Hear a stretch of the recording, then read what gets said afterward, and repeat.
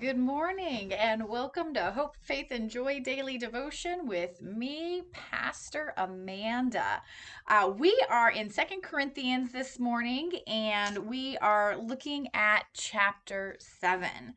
And so, chapter 7 begins with the conclusion of chapter 6. And Paul says, "Since we have these promises, beloved, let us cleanse ourselves from every defilement of the body and of the spirit, making holiness perfect in the fear of God." So again, he's recognizing that this work that they're doing together is something that has to happen together. And this cleansing is forgiveness, it's repentance, it's reconciliation. And really, that kind of work can only be done with working with God. God makes that possible. And so what happens is Paul then goes into chapter 7 by looking back towards the beginning of his letter when he talked about the harsh, the frank letter that he had written earlier in the chapter. Or earlier in the book. So we're going kind of forwards and backwards at the same time. And he recognizes that he says, "Make room in your hearts for us. We have wronged no one. We have corrupted no one. We have taken advantage of no one." And he's staking his claim of that, I did what was right in the eyes of God, in the eyes of the church. It was just, in a sense, he's saying, you all are the ones who went off track. You guys got upset.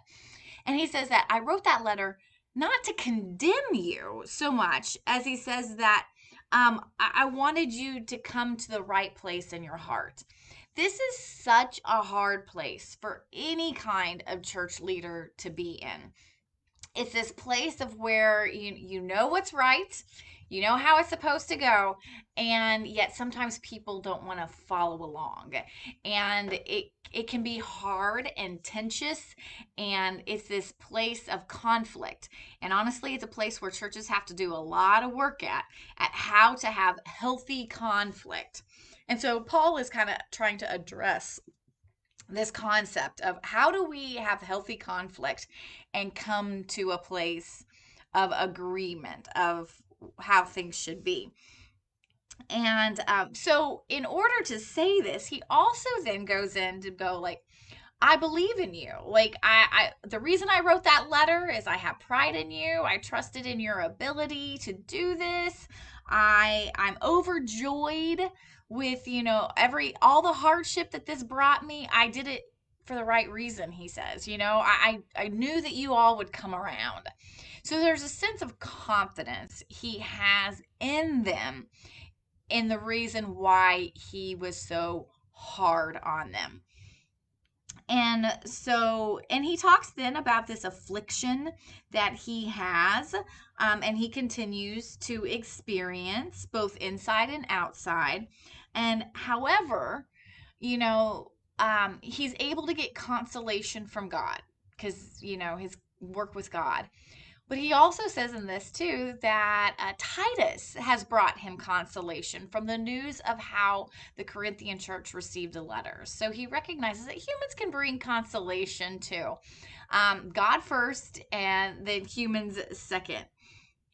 And in this, it says that Titus sent to Paul the message that, the evidently what happened is there was a conflict between somebody at the church who spoke out against Paul in a hurtful, harmful way, and Paul got offended by that. And then he got most offended by the fact that by the fact that the church didn't speak out to this person and correct them. That's where Paul's offense more happened. Yes, his feelings were kind of hurt by this person, but then the church didn't do anything to correct it. And so he wrote that letter. And now Titus has said that since that letter, the congregation has corrected that person And now Paul is able to offer this forgiveness. But the church then, in doing what they are supposed to have done, longs for Paul. It says that they are mourning for missing him, that they didn't do their job in the first place soon enough. And so Paul talks about how, though, even though they're apart, he rejoices in the fact that they are repenting of their ways and coming around. And so, and again, he mentions that, he goes, I can't regret what has happened here. He regrets that there's been pain involved. He regrets that there is this tension, but the outcome, he doesn't regret that they've been able to come to a place where they agree on how this church should work together. And that's the important part, is that they have now joined together in ministry. They are on the same page of how it all should work. And so that brings him great joy. Not that their pain they experienced was joyful, not that his pain was joyful, but the outcome is joyful. And I think that says a lot about the life of the church. How often do we get ourselves into situations that are painful, and you have to make hard decisions about the future of the church and what direction you're going and how you're going to work together, and it can be hard. Yet once you do that, and you all are on the same page, and you are communicating healthily, and you are doing it, the outcome does turn out to be a lot better than sometimes we expect. And so this is typical church life right here that Paul is talking about. This is what it is to live in a community of people. There's always going to be misunderstandings. There's always going to be somebody who's got a hurt feeling, but how do we get past that? How do we communicate healthily? How do we, as I was one time, how do we fight fairly? How do we fight fairly, knowing that it's just going to happen in the life of the church? And so he continues on, I write to you, it was not on the account of the one who did wrong to me, Paul says, not on account of the one who was wronged, so talking about himself there, but in order that your zeal for us might be made known to you before God. And then he says, in this I find comfort, because they were able to come to an understanding through all of this.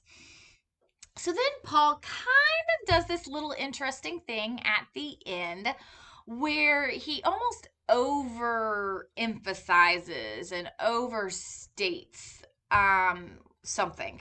And in verse 15, he talks about how his heart goes out for all the members who have been obedient.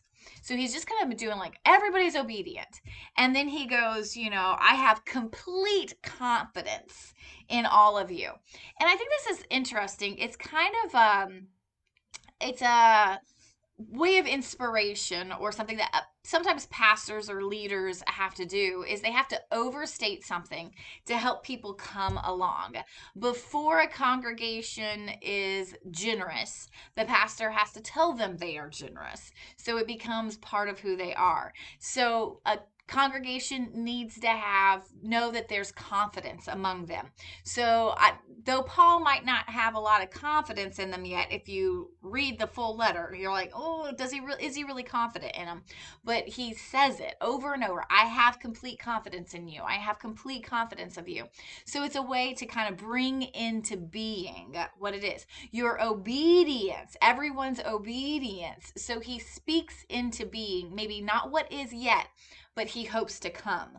And so we see him doing that rhetorical little thing there going on. And so we know that Paul wants to have a good relationship with the Corinthian church, and he wants to have confidence in them. And so I think that's really interesting. So kind of my little go forward today with this thought is like, what can you speak into being in your life? Is it that you need to be more loving? Do you need to have kinder words? Do you need to have more patience?